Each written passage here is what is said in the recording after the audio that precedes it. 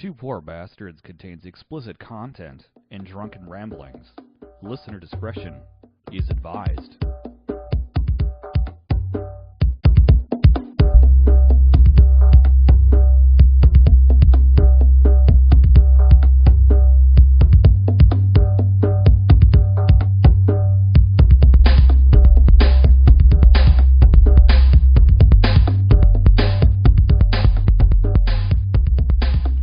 We're listening to Two Poor Bastards, where two friends get drunk, talk whiskey, and their favorite pop culture obsessions. This is Eric. And this is Kyle. We are in episode 4, and we are going to dig into E3. It was a big week. There's a lot of shit that was announced, and really I was only maybe mildly excited about a tenth of them. A couple things, caught my attention. Couple things. But it's been about the most exciting E3 that I can remember in recent time. We'll loop back into that. Anyways, so what do we have for the whiskey this week? All right, whiskey topic for today. Ooh. We've done bourbon. Now we're going to do some scotch. I don't want to, go after something a little more than everything else. Truth be told, I do like American stuff better than the rest of it, but there are so many options out there, we can't shoehorn ourselves into one thing. No. So, for today's show, I picked up a bottle. I haven't had this before, unlike all the other things that we've tried so far. This I'm going into, you're going into, we're both going into this fresh. Ooh. I picked up a bottle of Aberlour 16-year. Nice. So I chose this one for a couple reasons. One is I'm a huge fan of Macallan.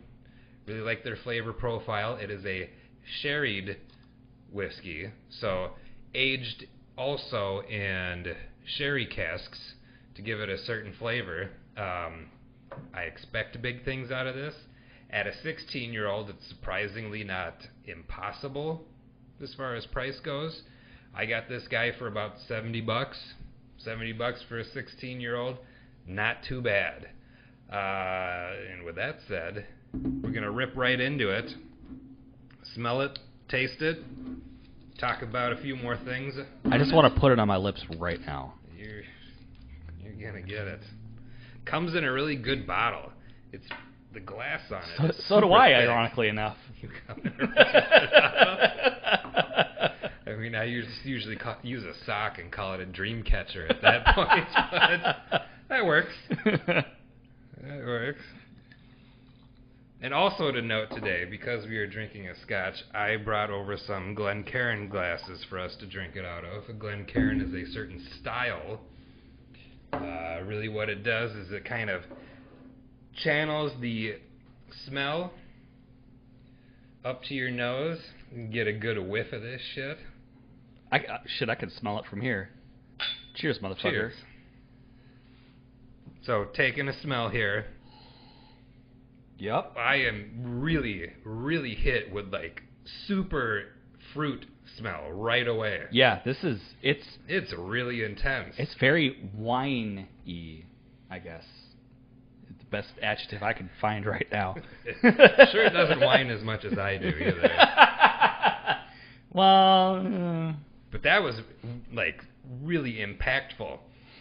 I really like the nose on this. I'll be honest with you, great. when you smell it, it almost doesn't smell like scotch or whiskey at all. I mean, I thought I was No, it doesn't. This is wine. more on the brandy side as far as the smell goes. It smells fucking great. Yeah, are we ready to... I could sit here and smell this for a long time, but, I mean... We got to get on with this show. We're going to sit here. For show. It's not going to suck itself, so we're going to drink this shit right down.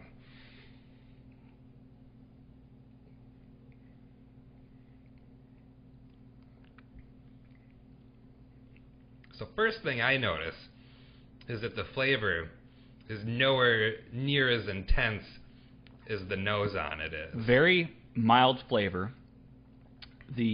As you said, the nose it's almost overwhelming, but then to actually taste it, as you said, it's very mild. It doesn't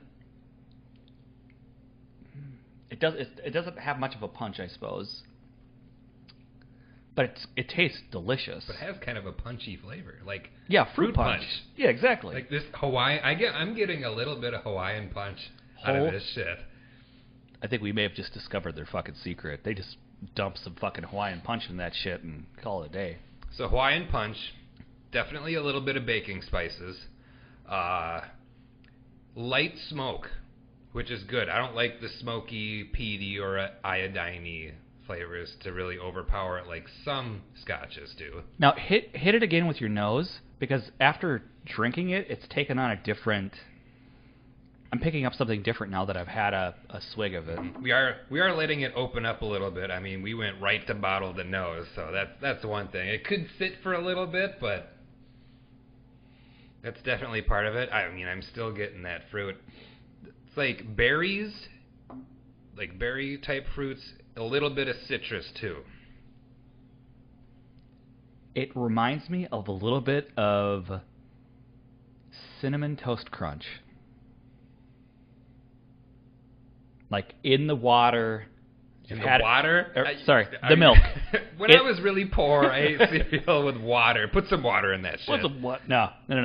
In the milk, the Cinnamon Toast Crunch is soaked in for a little bit, and then you go in for that last morsel. It kind of has that smell to it. I'm pretty sure that their company would not want to be referred to as the Cinnamon Toast Crunch of Scotch. Who knows? Maybe they eat that shit there and they love it. It's like when they got it this way, they're like, we got it just right. It is very, like, the taste of it, the mouthfeel. It's pretty mellow, on the light side. Almost getting, like, white raisin a little bit, too. Yep. Okay, that's a good one. This is bottled at... Alright, this is an even 40%. For some reason, I thought it was a little over 40. Definitely could benefit from a little bit stronger proof. I think that would really up the ante on it, but... Is there such a thing for this that you found that would be a stronger proof? Oh, absolutely. So this same company, Aberlour, has a cask strength version. I'm probably murdering the name because of all these Scotch words, but it's Abunna or something like that. It's a non-age stated, but cask strength version of their stuff. So it may be light on the age side, but strong as fuck? It's, yeah, definitely, like, it's supposed to have... I've had it before, but I don't remember because I was, like, neck deep and drinking a lot of shit a night over at Merlin's Rest. Gotcha. And they got a lot of scotches over there, so I was going through quite a few that I wanted to try. So I don't really remember that one, but people do say it has more of the sherry flavor coming out at you. This one, not so much. So that particular night, how drunk did you get? On a scale of 1 to 10, yeah, it was like a Kyle. So you were trashed. I was. Did you black out? No. You were not confident in that answer. Well, I was just thinking, like, I was talking to someone at work about getting drunk, and I was just like, yeah, I fell asleep without realizing it. He's like, that's blacking out. And I was like, no, blacking out's a little different, because that's, like, totally losing control. You don't remember what happened or anything. I remember just being there and really tired and falling asleep. Blacking out is more, say, you are doing one activity, and then you wake up doing a different activity and have no idea how you ended up in that place. Right. And, like, the last time I was really, really shitty, you were with me. We were at the bar. Yeah. Like, I was in a really bad place. I hadn't puked in the longest time before that, too, and I did, but I was still full aware of all my things. There was no blacking out or forgetting stuff. I looked at your bar tab, just because we stopped at a place before we went to Transmission, I believe. We were at... Did we go to Sweeney's and then go to Transmission? We went to Sweeney's or the Muddy Pig, one of the two. Okay, so it was one of those. So we had a drink or two there. So we and pre-gamed before we gamed. Yeah. And then the bar tab at the end of that night, I was like, you're poor. There's no... What? How... You were nice enough to drive, so I got loose. You definitely got loose. What? I'm trying to remember that. I mean, I didn't get as loose because I was driving, so I was the designated driver.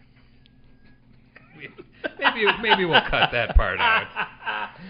I drank responsibly and cut myself off early in the night to be able to drive. You did. You definitely did. Obviously, you got home you safe. You took care of my... And then you lost your glasses out the window going down 94. Yeah. On the drive back, it was really hot. I had to, drop the window and put my face out.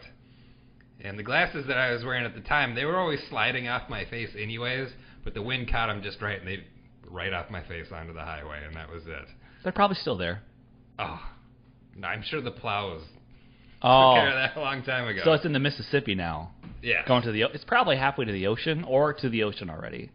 Thanks for contributing to pollution. It's cool. I am adding to the the delta, the creation of land at the mouth, the end of the Mississippi River. Is it ass to mouth? How does that work? Is that like the human centipede? Well, but if we're with a talking river? about where we are and they are, it was definitely mouth to ass, because I would like to consider us the mouth. That's true. And all the stuff that flows out at the end of the Mississippi, that's definitely the ass. Yeah. All right. Anyways, back to the... So this mouthfeel, not quite as intense, a little bit thin. It's good. I like it. I don't have any complaints for, it may be a little thin on the mouthfeel, but... Like the proof, I wish the proof was up. At least 45% alcohol, and I think that would do it a lot of favors. If anyone's drinking this and they're adding water to it, I think that would really fuck it up. Yeah.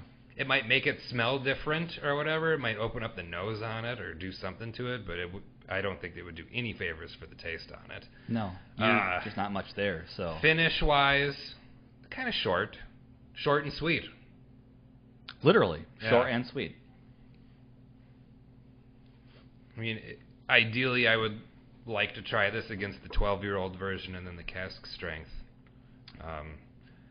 Looking up some other people's thoughts on it, a lot of them had suggested, well, maybe the 12's a better option at the lower price and the taste that it brings, but... So, were they saying that the 12 and the 16 essentially weren't that much of a difference, and that you get a better value for the 12? Better value on the 12, maybe. I mean, they said it wasn't too much more complex than the 12-year-old, but hey, everything's older has got to be better in the whiskey world, right? Right. Not always. No. This is good. I mean, at $70, I mean, and it was like 75 with the tax and everything. It's pretty solid. I'd say this goes up against the Macallan or Glenlivet just fine. If I had my choice to buy either a Macallan 12 or this, I would probably opt for my tried and true Macallan, to be honest. We'll have to test that out. Oh, we'll definitely test it out in the future here. I need to get me some of that. I haven't had that in a long time, so we're going to do it. I like it. And, difference is, okay, this is a 16-year-old, this is $70. When we start getting up in age in Macallan, like 18-year, then we're looking at 200 plus for one of those. So it's quite a difference in price. But being a not very wealthy person and being someone who's trying to switch things up and have a different bottle every week, this fits more into your how budget. things can go. Like, now, you could have dug into some of your Japanese whiskeys. Oh, we'll definitely do Japanese whiskeys. And in fact, I think we should double up on one episode, Japanese and Scotch. And I want to blind taste test you and see what you think. I'm about it. I'm about it. We gonna do that. All right. So what else do you have to add to the? So other thing to note, this is from the Speyside region. I mean, there's a bunch of different regions where Scotches come from, and each has usually their like specific taste profiles. Gotcha. I typically tend to go towards the Highland stuff, but like Speyside would probably be a close second for me. In the future, we'll probably do a show where we talk about all the regions and what they bring to the table. Sure. So with Scotches, what is the defining characteristic or differences between regions? Is it how they age it? Is it the water that they use? How does... Big one, most of the time if you're getting a what they call single malt whiskeys, they just use barley. Things that are blended, say for instance Johnny Walker, it could be barley and other grains that are mixed together after they've been aged, whatever. I mean, usually single malt is a better quality product, but that's not always the case. I mean, more often than not it will be better, but not always the case. A blend can be awesome. Yeah, it's true. Absolutely. Jameson is a blend, and it's... I know that you don't drink it anymore, but Not as far anymore.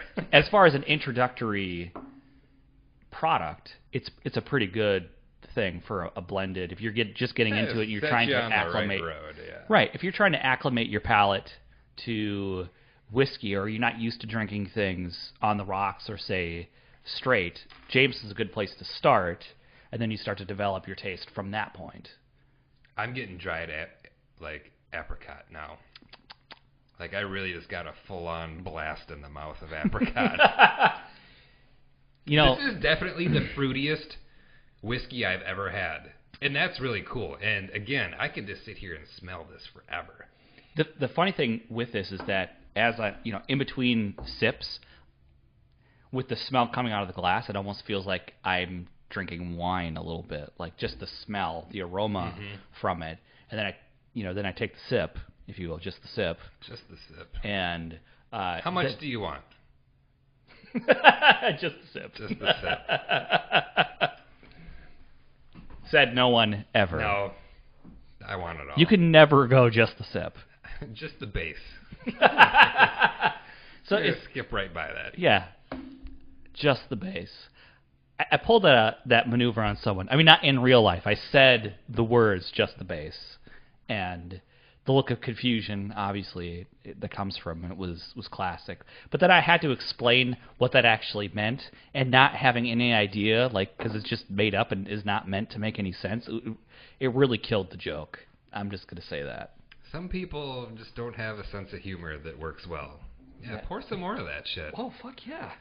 The other thing I want to say about it is, I said earlier it was a sherried whiskey, and with that, what happens is this particular one is matured in two different styles of barrels. So you've got ex-bourbon barrels from America, which quite a lot of Scotch companies buy the barrels from, companies here in America and use those to age their whiskeys. So in addition to being in an ex-bourbon barrel, it is also aged in sherry casks.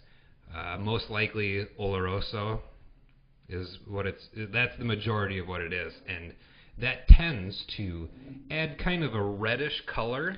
I was just gonna say this has a very cherry, not amber, but like a cherryish tint, a wine tint.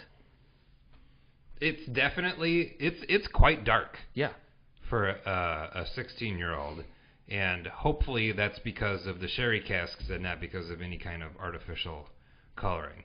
Some companies do that. A lot of them are getting away from it. But also, I tend to think that the color is so dark because there is also a difference in fill in barrels. So you can have a first fill, which, like the name implies, this is the first time that this barrel is being filled with something else. So you got your sherry cask, got emptied, got sold to the whiskey company, they got it, they're filling it up with stuff. Then there's second fill or whatever. So after the first fill has been dumped, they put another one in there. And because that first fill is in there absorbing all the goodies, basically, from the barrel. Give me them goodies. Yeah, it doesn't impart as much into the second fill.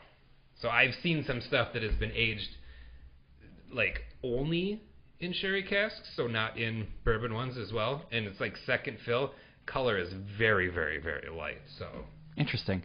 I'd almost think, I guess now that you're saying it, it makes sense, but I thought the more times you use it, the more things you're imparting into the barrel, but I guess the reality is you're putting whiskey instead of wine. Right. And so obviously it's going to lighten as you reuse those. Yeah. So do you know how often they reuse sherry casks at all? Is it like a typical I don't, amount? and I'm sure most of the distilleries don't really disclose it either. Because, I mean, is it going to be first fill or is it going to be 13th fill? I mean, who knows? At that point, it's like, why even use it, really? Well, yeah, and that's kind of my thought is, is there a guiding principle to, best implementation of flavor and aroma onto a whiskey is really my thought. And as you say, the more you run it through, the lighter it gets, and at that point, you're really what is the why bother factor? When do you reach that point? Yeah, but I mean, like 45 minutes in, an hour in, like. It's with Scotch. It's not as rigid as bourbon with what you do. Like, I mean, to be a bourbon has to be brand new charred oak, and that's it. And that's like they use it. And that's why they sell it off and use it in Scotch. Do you know how people started using charred? Like, I read a thing that using charred oak barrels is actually a very old practice, predates America, that Scottish folks but do you know? I do know.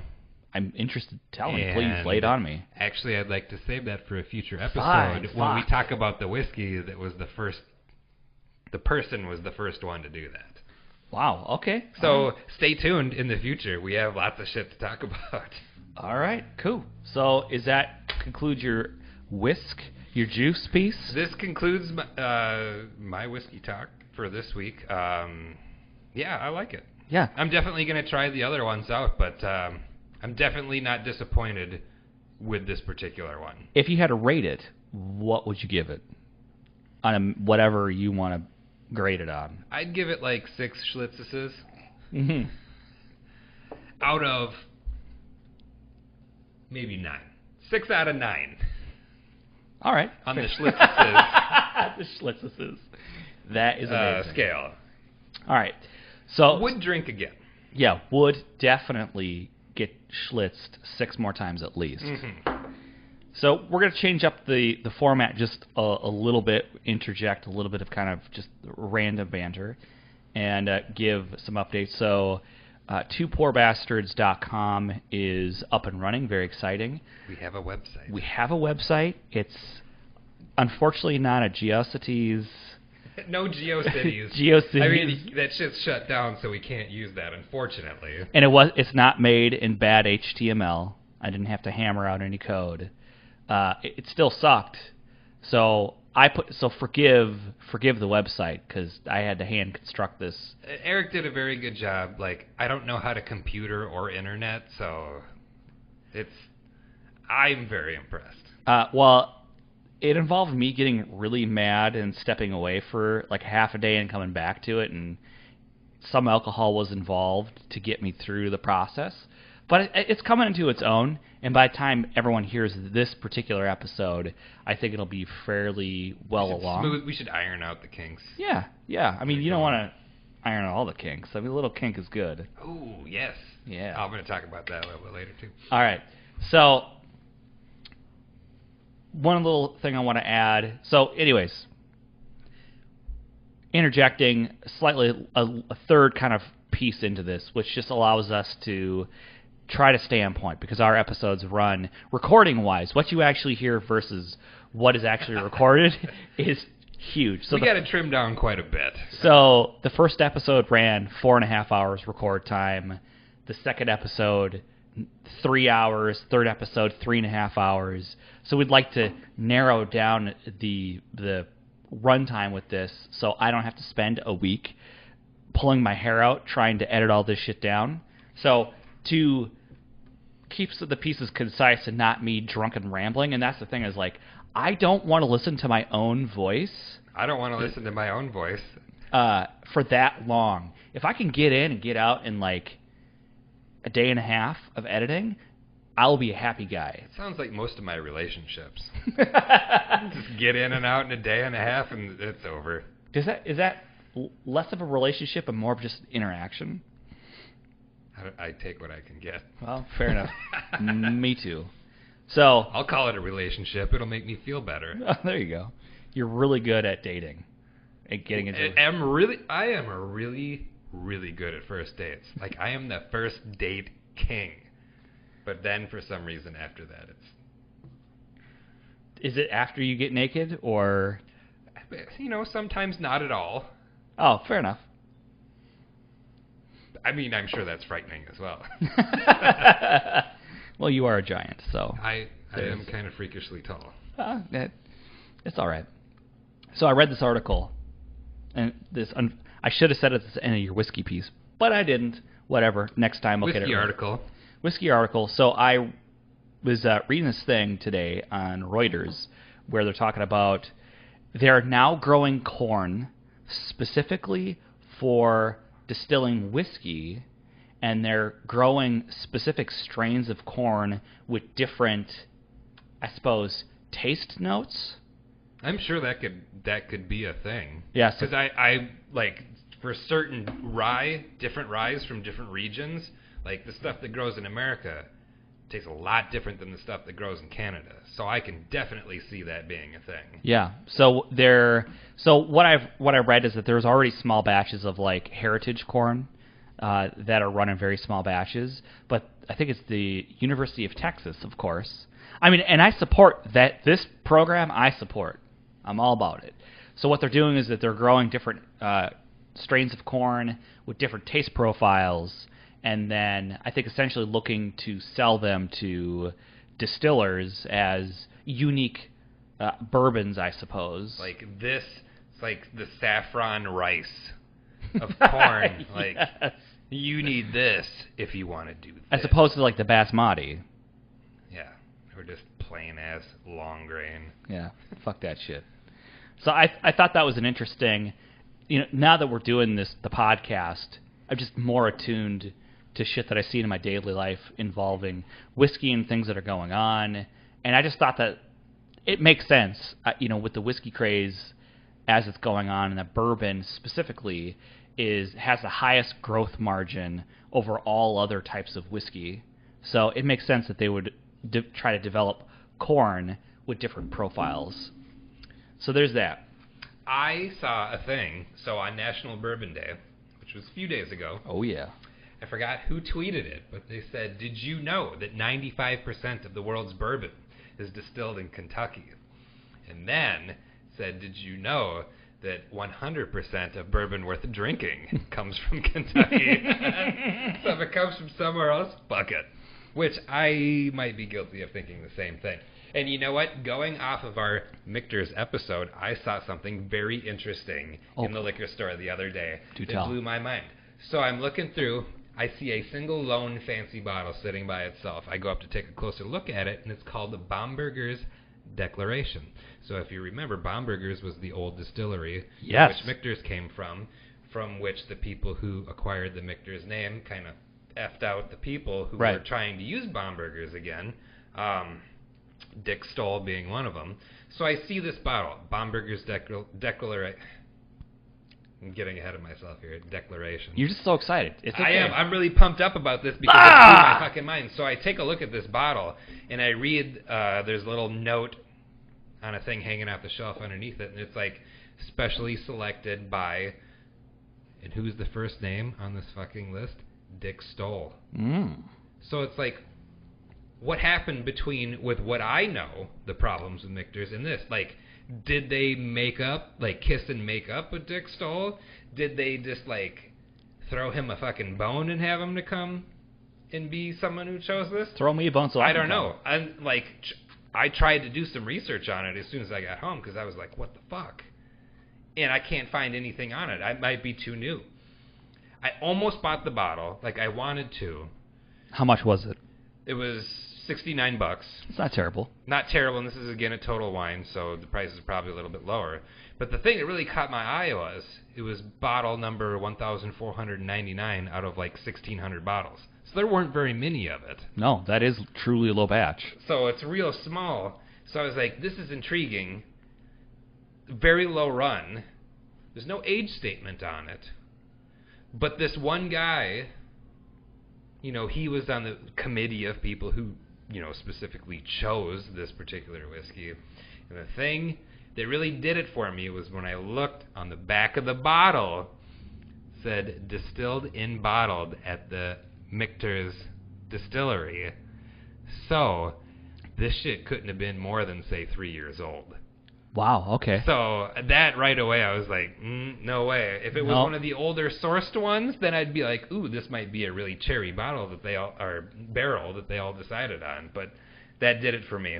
Okay. I'm sure it tasted like a mouthful of chewed up peanuts, which is I mean, this is an actual thing. If you taste a whiskey and it kind of tastes like that, like you're chewing up a bunch of peanuts, most likely it's a really, really young. Because I found that's a kind of a flavor profile that very young, usually around 2-year-old whiskeys have. That is good to know.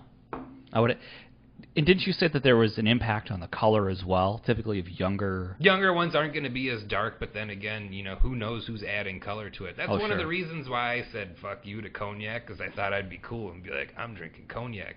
But I found out a lot of these places add coloring and like caramel flavoring to their thing. So it's like, why even bother with this stuff if they're adding artificial flavors in it and I'm not getting the real thing? So, bug it. You're all about the real thing. I'm all about the real thing. Get real in that. I want a raw dog.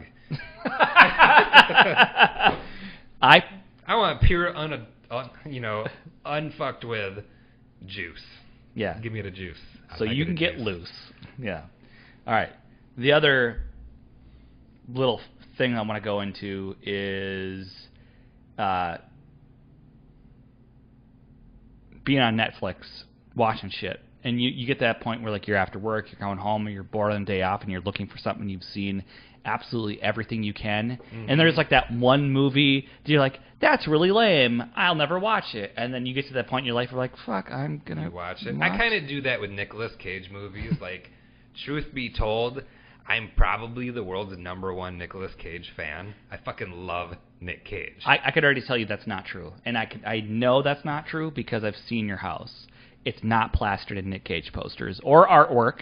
Well, I got to keep that shit hidden. If I have someone come over and they see him, like, the bedspread with him laid out on it without a shirt on, that's going to scare some people away. More so than, like, the slightly satanic artwork that I have in my place.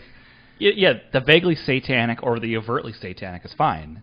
Nicolas Cage, you could do is post a Nick Cage piece on the ceiling so that when you're with a lady, you could look directly into Nick Cage's eyes while you're getting busy. It's like the part from Con Air where he gets off the airplane and his hair is blowing in the wind. Yeah. Whose fake hair was that? It wasn't his. No. All right. So anyways, I had settled on a movie that had gotten a bad review. I wasn't that excited about it, but I'm like, fuck it, whatever. So it was Anon or Anon. So it's Clive Owen and Amanda Seyfried. To which I didn't even know she was in the movie. Like, I didn't get that far in because just... What is it called? Anon. Like, Anonymous. short for anonymous? Yes, exactly. Okay. So the premise of the movie is basically we're sometime in the future where they're recording every single memory that you have, and then they can replay it. I remember seeing a little preview for that while stuck on, like, main page Netflix. Yes. Yeah, see? Okay. There you are. They were pimping that shit hard. I'm like, I already got through Jared Leto's The Outsider, so, like, this was, like, I'm like, fuck it. I watched all of that, too. I don't know why. Maybe I just needed to complete it just because. Yeah. The Outsider's a whole other thing. But, so anyways, I had some thoughts. Like, number one, I didn't realize that Amanda Seyfried is in it, and she gets naked. Ooh. Yeah. I mean, I don't know who she is specifically. Maybe if I saw her, I'd She's in Mamma Mia. She's in all these movies that I don't like or watch. Okay. But she's the thing is, like, you would never assume, because just how they cast her typically is like a blonde bimbo or the innocent one. And so you don't really get, she's not in roles where she gets to be an object of desire a lot of times. And I didn't realize it was her until after the movie, she rolled up because she has different color hair. She looks totally different. Man, it would have been awesome. She's a good-looking lady, and she gets naked. Like, really hoping you would say you didn't realize it was her until you saw her. And then I went, that would have been really funny. It's still funny. It's still, yeah. No, I didn't recognize her. So, the thing, though, is, like, kind of with everything that's going on in society right now and looking at it, I kind of felt weird. I feel like conflicted that now. Like seeing female nudity now in a movie, like it's like, is it okay to like think this is cool or good, or is it like how do I talk about these things anymore? And it's like, well, there's no male nudity. And is it necessary?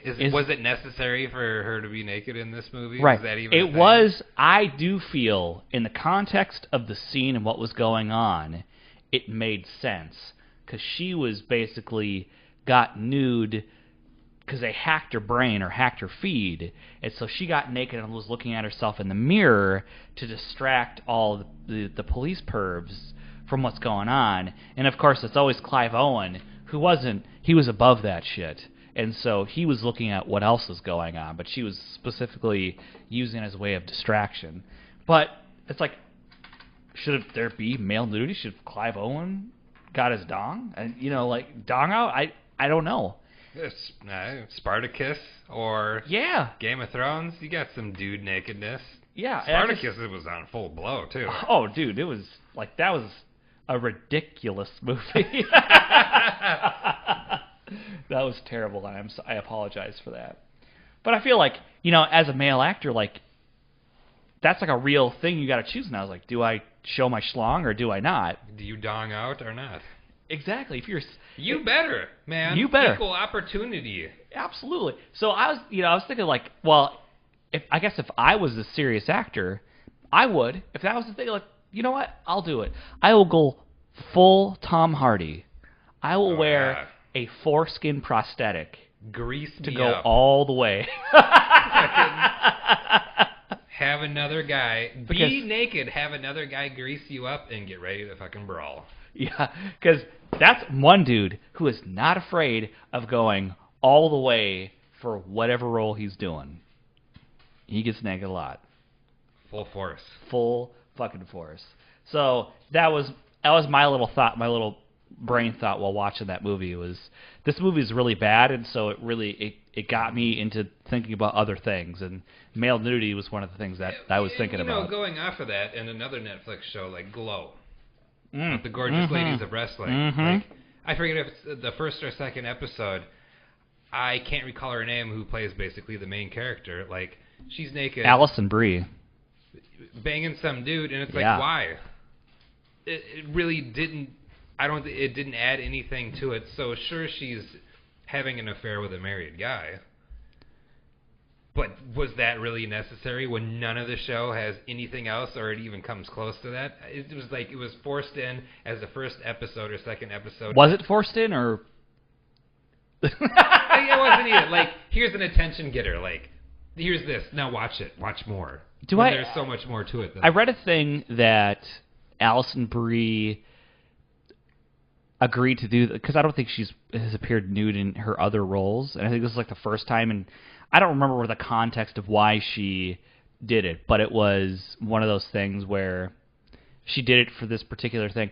But Glow has one of my like TV crushes, which is Betty Gilpin, who plays her blonde, who plays the wife of the husband. Yes. Oof. And it's her voice that does it for me. There is something about that. Voice? There's a voice thing that definitely does it. Like, maybe it's because I have a shitty sounding voice, but I like it. I don't know. Maybe. Because she was in Nurse Jackie. That's where I first saw her. And she kind of plays the dumb doctor who's kind of slutty and like basically faked her way through med school. Then she was in a few episodes of Sherlock, playing Johnny Lee Miller's girlfriend, like autistic girlfriend.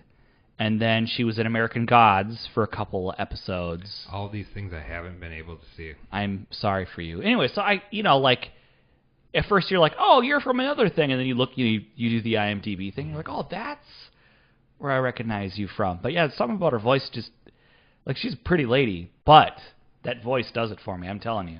And going off of that, one of my TV crushes is also on that show, and their name is Mark Maron. I fucking love that guy. I think he's your TV dad. He is me in like 20 years.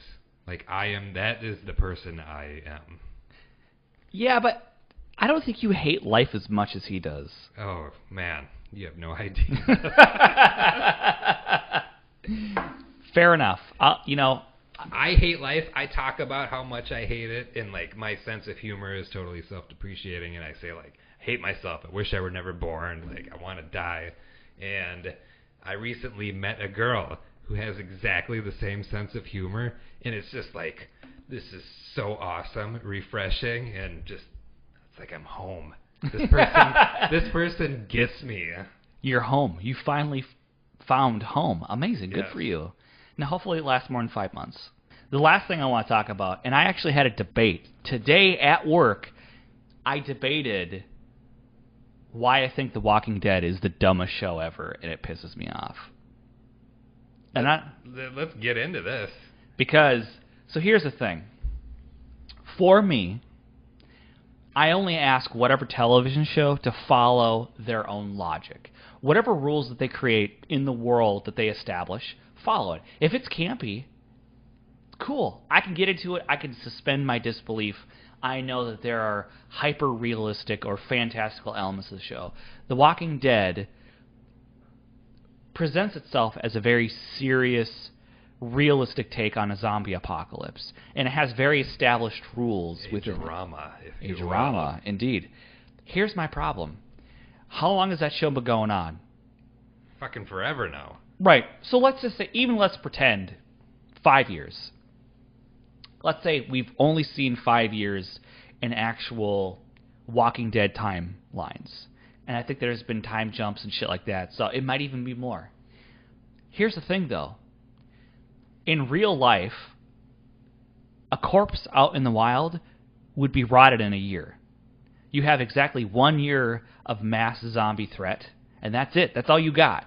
And let's just pretend that there's a supernatural element so that maybe bacteria and scavengers don't start eating those corpses. Atoms and cells still decay. They fall apart. Atoms become unstable at a certain point in time, and you just start to degrade. So even if, say, you're immune to scavengers and bacteria and viruses breaking your body down, you would still just eventually just fall apart anyways. And they have established that zombies rot in that show because I've seen plenty of them in different states of composition. So there is a logical through line that they decompose. Why are there still zombies on The Walking Dead at this point? Unless it's a fresh one. I mean, well, yeah, more people are getting killed. Maybe there's a lot of people getting killed lately.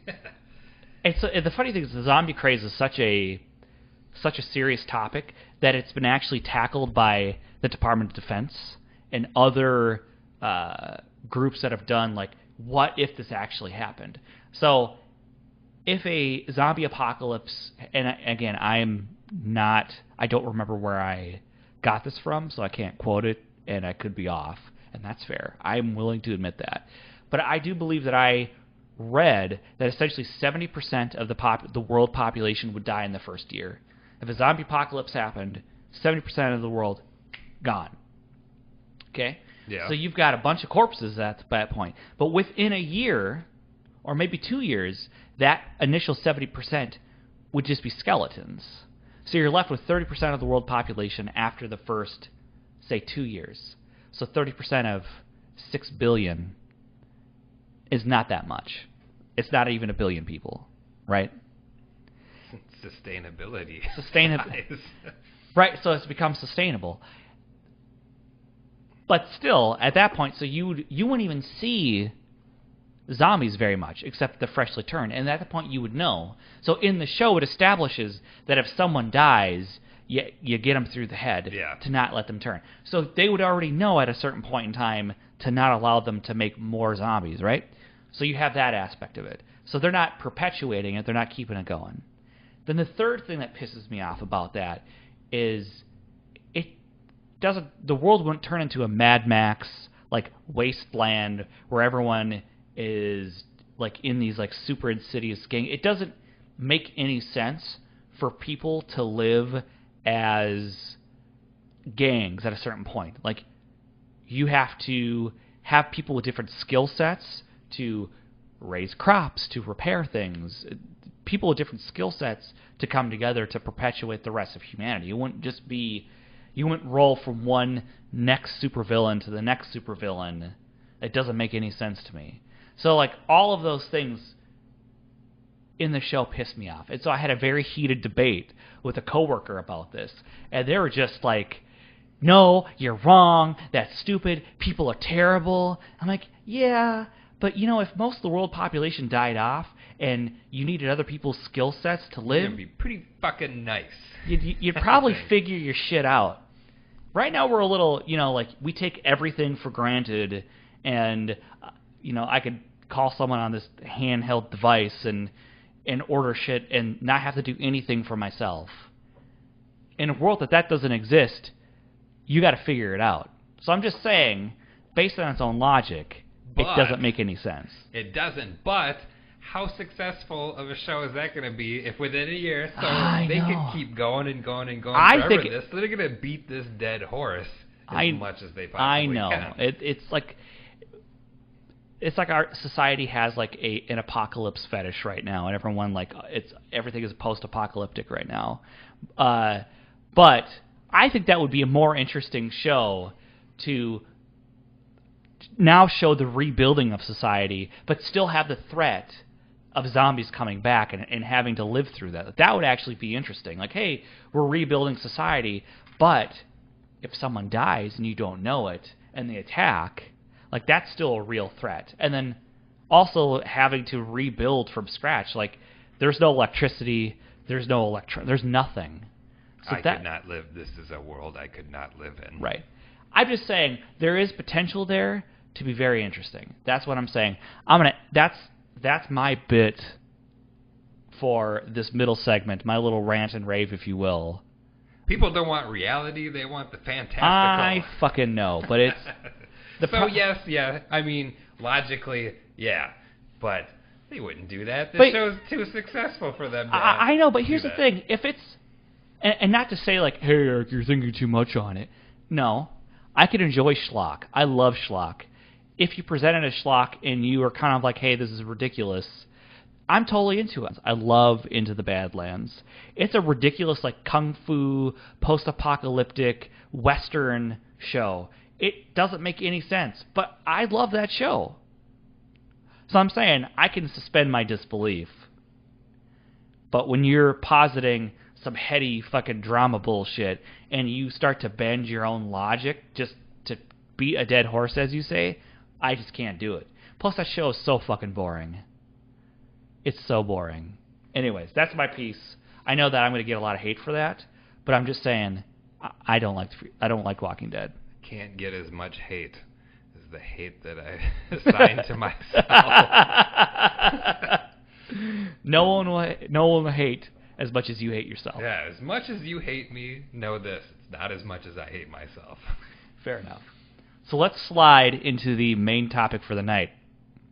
Main topic of the night, we're going to talk about what we are interested in that was announced at E3. Mm-hmm. So there was a lot of shit. And like I said earlier, this is probably the most exciting E3 that I can remember. But there's only a handful of things that I'm really pumped about. There are some things that I really question, that I'm not into. Yes, there was plenty of that. But we aren't going to go through and talk about everything. We'll just talk about, what we like or what we thought was dumb. So Indeed. I'll kick it off.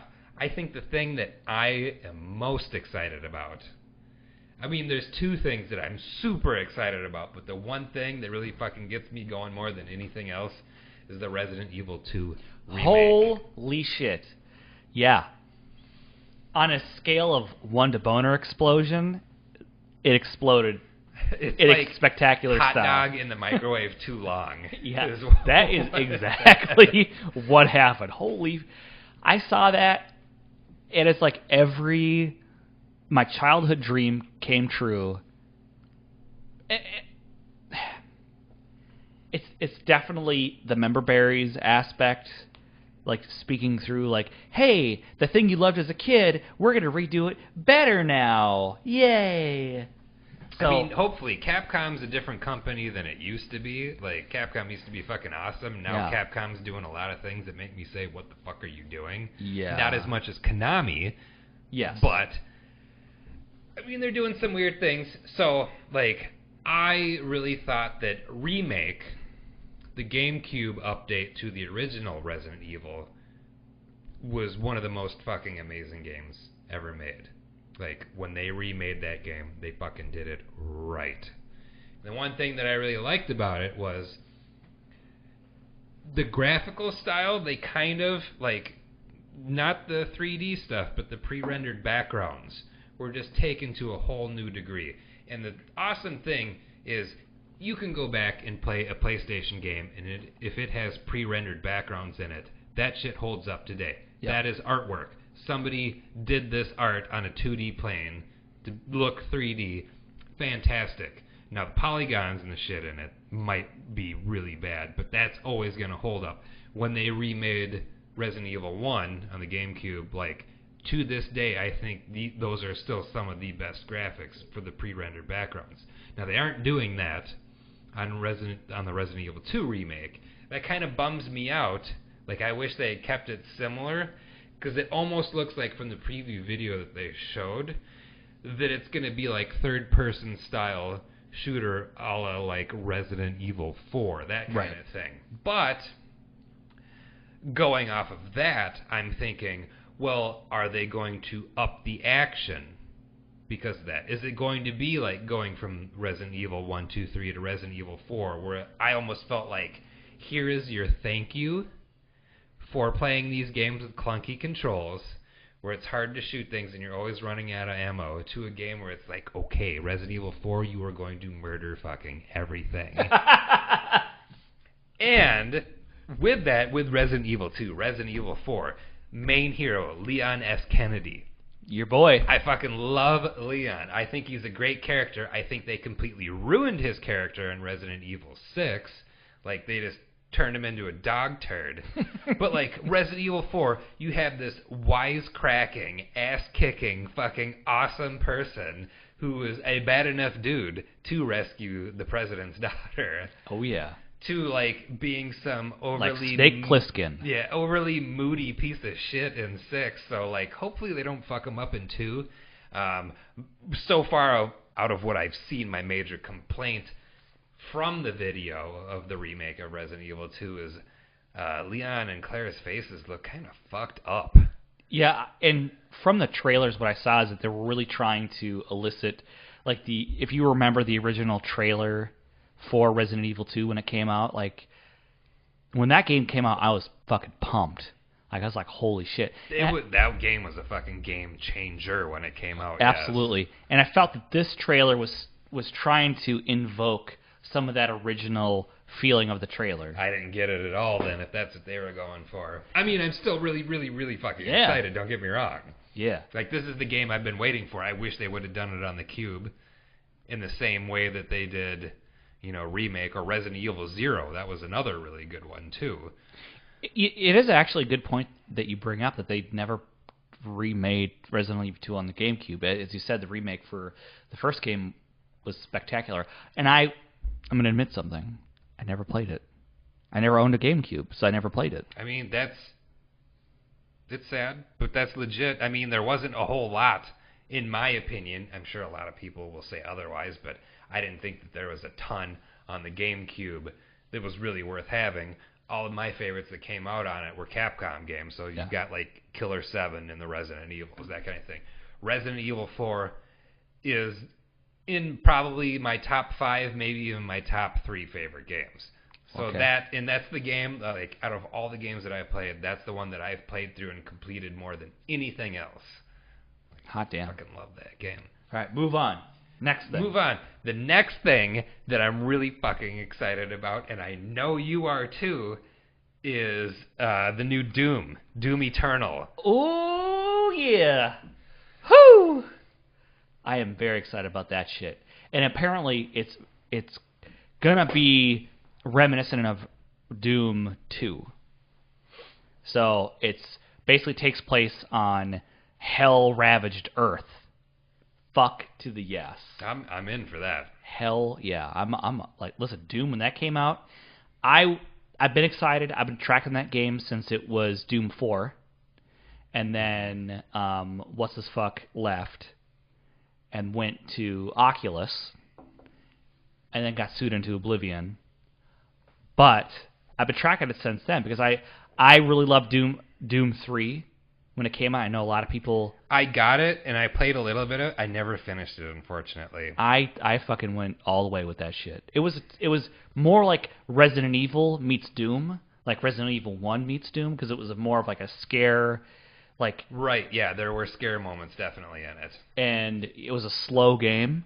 And I think Dead Space actually picked up a lot of cues from Doom 3. And I like Dead Space a lot. Oh, man, Dead Space is incredible. I fucking love that game. Anyways, going back. So, Doom Eternal.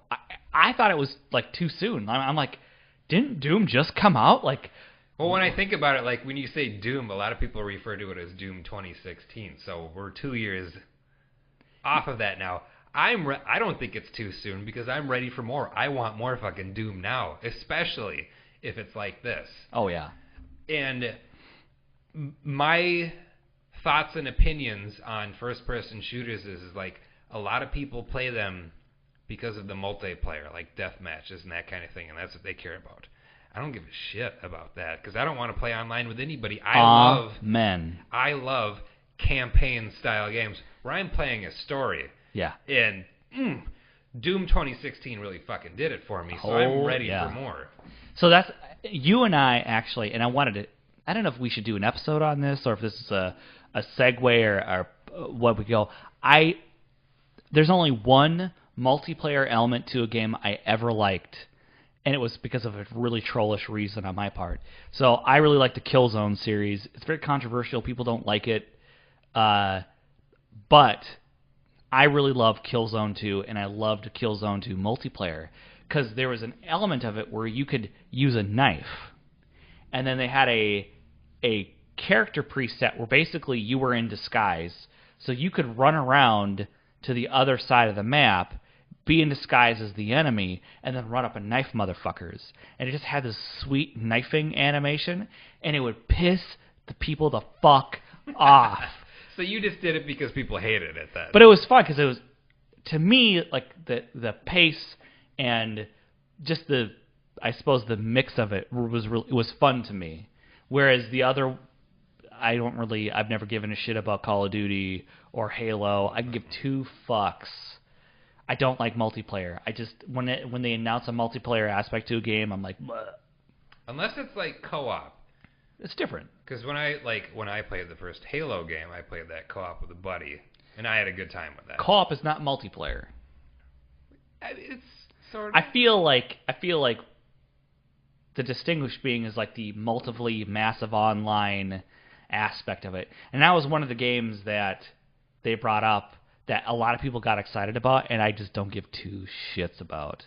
Anyways, next game, Doom Eternal, yes, all day long. Fuck, I agree. Yeah. Next game I want to talk about, Death Stranding.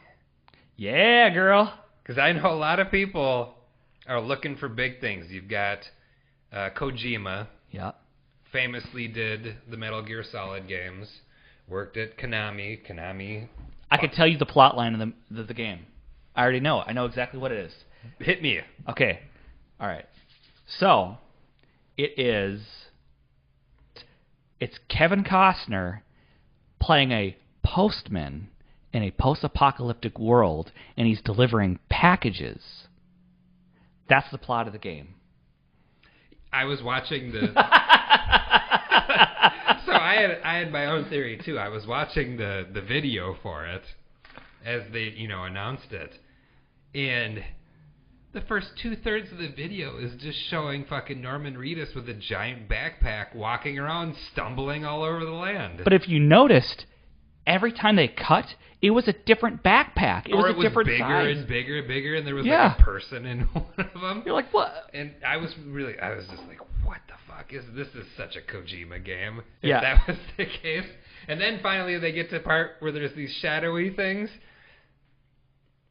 I will just say this, like, I have played a couple of the Metal Gear Solid games, but like I can't invest into the later ones because how ridiculous it gets and how convoluted the story is and just how intense everything is. Like if I'm playing a game, I don't have 2 hours to sit and watch a cinema play. That's what I feel about any BioWare game. I can't get into any Mass Effect games at all. I don't like any of them. And this is a controversy, at least in my family, because my brother loves Mass Effect, and I think it's the dumbest game ever. My argument is, if I wanted to watch a movie, I'm just going to sit and watch a movie. I don't want...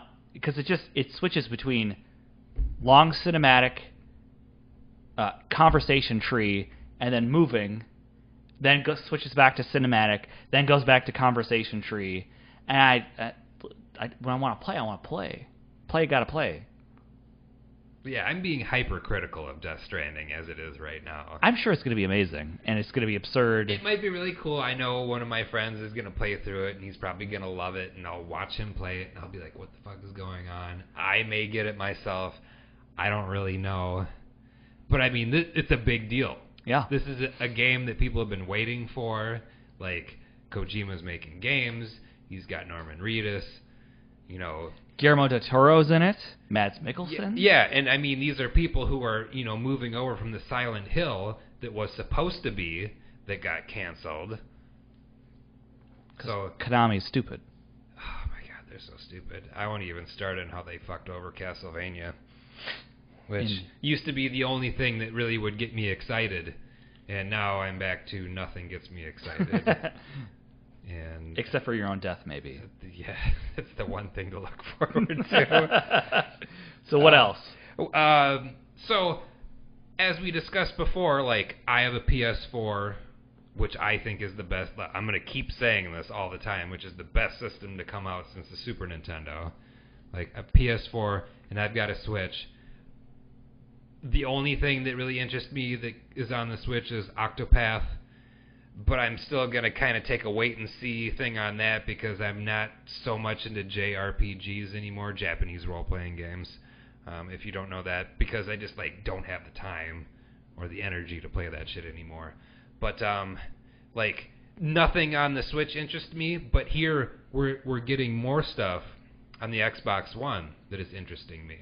Really? And, do tell. Like, I never really wanted one, so... What got announced was their Cuphead, the delicious last course, got announced. So add on 2 more Cuphead, which that game, when it was first announced, that really fucking got me going. So here's this run and gun / shooter type game that uses these amazing hand-drawn images. It's like 1930s cartoon in motion that you control. So first of all, that's amazing. Some of my buddies have got it, whether it's on PC or whatever. That's a cool thing. I don't, like I said earlier, I don't know how to computer, so I don't have a PC. I have a Mac. I can't get it on Steam, which is the other format that it's on, so I can't play it. So the new Cuphead gets announced, and then a new Gears of War game. So previously there had been Gears of War 4, and I didn't look too much into that because I'm like, okay, there's nothing that interests me on the Xbox One. I don't care. Now another Gears game gets announced. The other Gears of War's games I really enjoyed because, again, they had a great campaign mode in it. Judgment, not so much. I really wish that were a better game because here we've got, you know, a Gears of War game that has Baird and Coltrane as your main characters, and you're thinking this is going to be an action comedy, like fucking romp through, where you're doing all kinds of cool shit, and it tried to be like the most serious of them, and it just didn't come out right. But anyways, for the most part, I really enjoy the Gears of War game, so, like, now that there's 2 new ones, you know, one that's already out, one that's going to be coming out, maybe I can see myself getting back into that too, and then having Cuphead also to play. What else I'd want to play, I don't know, but then again, I have 2 games on the Switch. And I really wanted Bayonetta. I mean, I love it, so we'll see. All right. What else? What else? Really weird.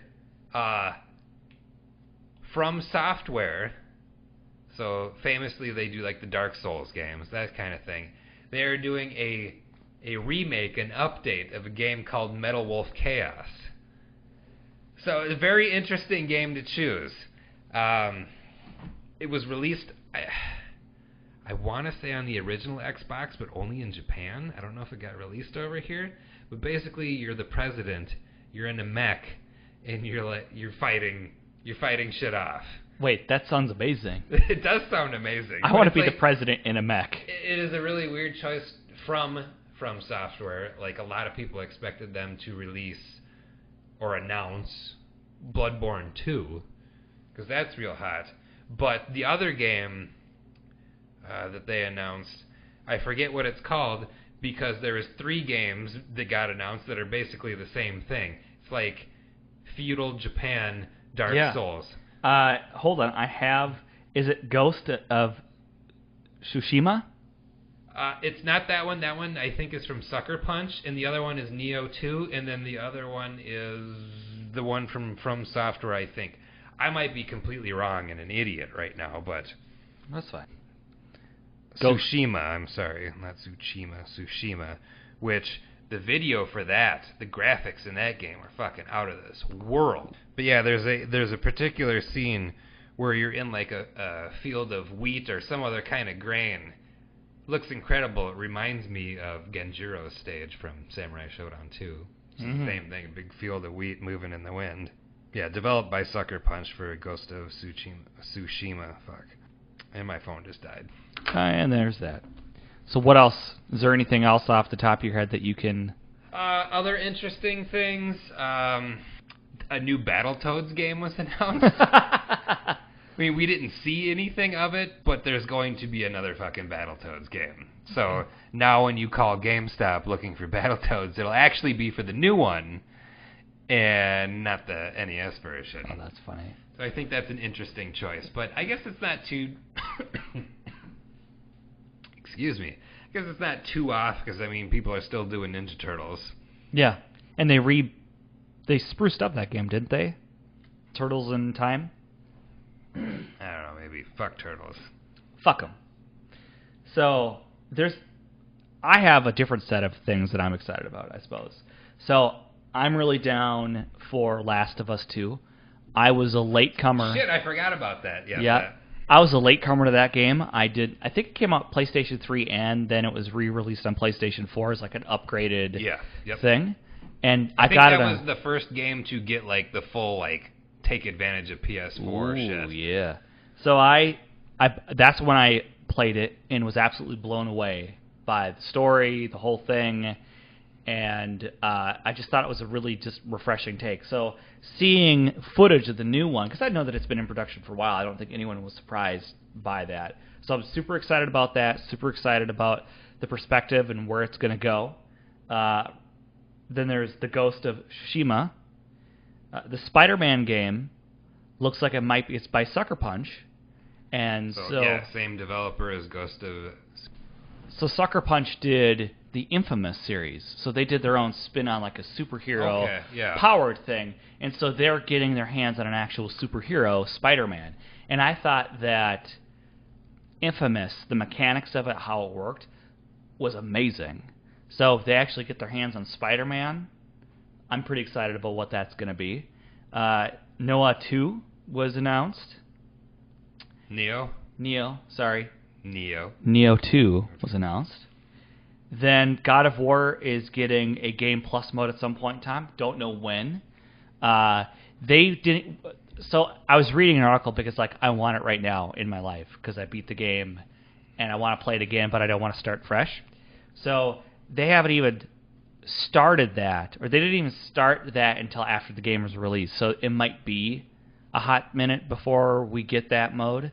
I'm very excited for when that comes out. Another thing, so from Bethesda's got a whole bunch of hot shit coming out. So Rage 2. I know a lot of people were not excited about the first Rage game. Came out, I believe, 2010 or 2011, or maybe 2012. Fuck, I don't know. I thought it was interesting. It was a the main character was certainly boring, but I thought that the world and the mechanics were really hot, and I love that post-apocalyptic, like waking up, like what the fuck's going on? It's really hot shit. right now. It's real hot right now, and I just thought it was like if Doom didn't have demons in it, basically, and Okay. so I really liked. I liked it. And you could drive around in vehicles and upgrade your vehicles in the first game. Like, fuck yeah, you do races, and it's kind of like absurd mutants. And the game wasn't. I mean, I would give the game a 6 as far as execution, but like an 8 or a 9 as far as concepts presented. So, Rage 2, as some of the scenes and things going behind it, is like it's like Doom meets Borderlands. Okay. Now that that sounds really good. fucking about. Like, I'm about that life. So, very excited about that. We already talked about Doom Eternal. Wolfenstein 2 is getting a DLC called Youngblood's not coming out till next year. It's involving BJ Blazkowicz's kid. So for me, I never played the first remake of Wolfenstein. I played Wolfenstein 2, The New Colossus, and I fucking loved the shit out of that game. I watched my friends play a chunk of that, and it looked pretty good. Yeah, it's fun. It's a really fun game to play. So a sizable, meaty expansion, if you will, to that game I'm really excited about. Obviously, Fallout 76 was announced as a big hoorah. I'm a huge Fallout fan. I'm not excited about a multiplayer aspect of it. I can give two shits. I'm definitely not excited about it at all. I'm not holding out, like, I'm withholding judgment as far as the execution, but Elder Scrolls Online is a fucking terrible game. It was so if it's anything like Elder Scrolls Online, fuck this game. Now, I love Fallout. I love Fallout so much, and I'm hoping that they do something interesting with it, but I doubt it. You're not going to hold your breath because you might die. I'm not going to be surprised if I'm disappointed. And I'm not going to be nothing, and I'm still disappointed. Exactly. So, Bethesda also announced Starfield, which is I suppose their sci-fi entry into, it's a whole new IP, but it's announced for next gen. Next gen, as far as I know, is not coming out before 2020. So PS5 and the next Xbox won't even be out until 2020. So it's interesting that they announced the game for a system that is still technically not announced. Yeah. Although Xbox did reveal that they are working on the next Xbox. But this one just fucking come out. I mean it's 5.5 years into its life cycle already. It doesn't feel like that. It feels like it just... No, it doesn't. And, like, PS3 went for the longest fucking time, too. But 7 years. It didn't feel like it at all. Yeah. So, there's that. And then at the end of this whole thing, they announced Elder Scrolls 6. Now, allegedly, it's not in development yet. They won't even start development until Starfield is done. Now, it's been since 2011 since Skyrim came out. I fucking love that name. For all the wrong reasons. I would never play that game, but just because it's called Skyrim. Yeah, just rimming that sky. Who named it? I don't fucking know. Who thought that was a good idea? Todd Howard, maybe? I don't know. That, to me, is a sexual move you do on an airplane. Like, you are in an airplane, you go into the bathroom, Skyrim job. Skyrim. Absolutely. I love that game. Legit, straight up, enjoyed it. But, to me, it's absurd. And I don't believe them when they say that it's not in development. Because it kind of did like this... I mean, even just planning it out, isn't that development on its own right there? I don't know. Right. I don't know. I'm excited about it. But they're saying that it won't start development until Starfield's done, which means that it won't be until next gen. So it means that PS4 went without a Elder Scrolls game for its entire life. And I don't count the remake of Skyrim as a proper follow-up. It'll be a full 10-year period, basically. It'll be more than that. It'll probably be 2021 by the time that... Yeah, 10 years between Elder Scrolls games. That's a ridiculous development delay. Anyways, there's that. Ubisoft has Assassin's Creed Odyssey. I know there's some controversy. I only like 2 Assassin's Creed entries. I like Black Flag, and I like Origins. I don't like any of the other games. I played about a quarter of the way through the first one. I couldn't do it, and I did too. I did not like... The first game was clunky. Second game got better, but it just didn't hook me. I didn't like it. I don't give a shit about Ezio. But the mechanics for Black Flag are absolutely amazing. The seamless transition between land and sea dynamics, being a pirate, exploring Nassau in that time and age, amazing. And then I really like Origins because you get to go to ancient Egypt, and they realize that world wonderfully. So Odyssey takes place before Origins, and it takes place in Greece. And I fucking love me them Greeks. Greek and Roman history, I'm all about that shit. So I'm excited for that. Beyond Good and Evil 2 was also announced. That's a big thing for people. I'm going to be honest with you, I've never played the game, so I don't understand the boner factor on that. But I haven't either. It's a thing. Probably maybe the biggest erection, the boner exploding thing was Cyberpunk 2077. Holy fuck. It's everything I could ever want in a video game. That is forever, period. As much as I would like to think that Resident Evil 2 Remake is the big thing, that seemed to me like the biggest thing from the show. Oh, yeah. Cyberpunk. So, it was announced that it's a first person. That was a little bit of a controversy because a lot of games are third person over the shoulder. So, even God of War over the shoulder, Witcher over the shoulder, a lot of games. So, it's first person. But, basically what they're saying is to soak in all of the detail and get the full experience, it has to be first person. I don't give a shit. I'm going to do that. Hell yeah. I'm all about it. So that's like the biggest thing for me. Like Cyberpunk, Blade Runner-esque aesthetic, future technology shit. Oh, God. I'm really glad it wasn't steampunk. Oh, yeah. 1777 or That would have been a steaming pile of shit. No, so that's like the biggest thing for me. Devil May Cry 5 was announced. Ooh, yeah, I forgot to say something about that. Right. So there's that. Go ahead, say your piece. Just from that. So, like I said earlier in talking about Resident Evil 2, I'm not happy with the faces that they do for that. Like, the face fucking shit that they did for Devil May Cry 5, like, that's really intense. Yeah, what the fuck is going on with the dude? Like, they made him all fucked up in the face. I don't know. You know what the other controversy was? That people don't like Solid Snake's ass in Super Smash Bros. I was going to say some shit about that. I was going to say that, like, I had seen a thing where someone was complaining that they made Samus's boobs smaller, but everyone's fucking up in arms because Snake's ass is, like, concave. Like, it's gone. Everyone wants snake ass in their life. Who doesn't want snake ass in their life?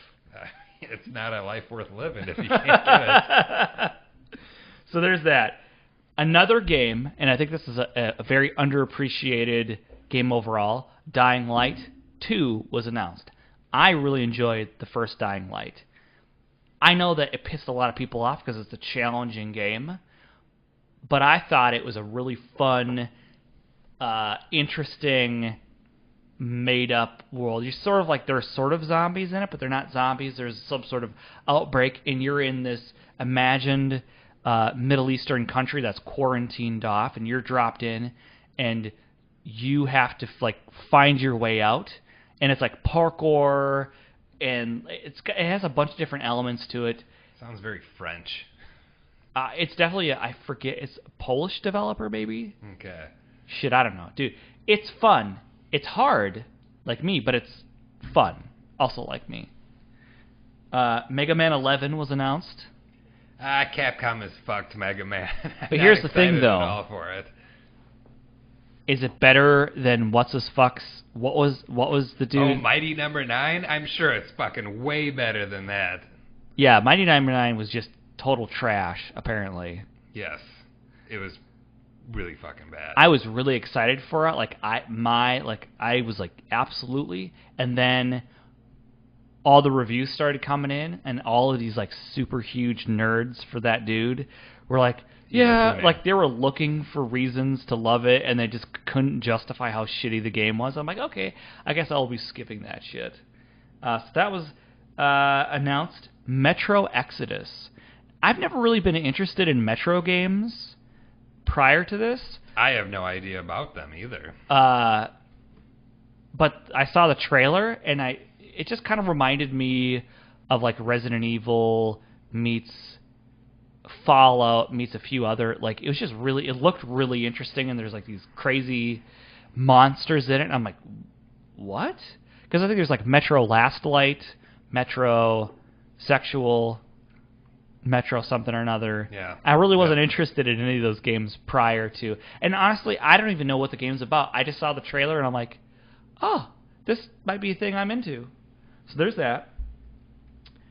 Shadow of Tomb Raider. I'm very excited about. I've really dug the new Tomb Raider games. I don't know about you. I don't know what your No, feels. I didn't even want to find out about any of the new Tomb Raider stuff because Tomb Raider, and I just don't give a shit about Tomb Raider. I didn't care either, honestly. But I picked up the first remake for a relatively low price, and I was like, man, fuck it. And I was really pleasantly surprised. So I thought that it was actually compelling and interesting, and I picked up the second one, and I got the 20th or the whatever anniversary of PlayStation version of that. Fucking amazing game, beautiful, super fun to play, great story. So I'm excited for number 3, because I think they've done a really good job so far with that game series of actually making it fun and thrilling. I mean, imagine, I would say it's like a more challenging Uncharted and with a woman. Okay. But less QuickTime events and more actual video game playing. I can't stand Uncharted games. I will tell you... Whoever wrote those fucking games, I want to punch them in the face. Like directly in the face? Fucking forced one-liners. Yeah. I have never personally played any, but I have seen, like, one of my best friends has played all of them, and I'll sit there and watch him play it, and I just fucking...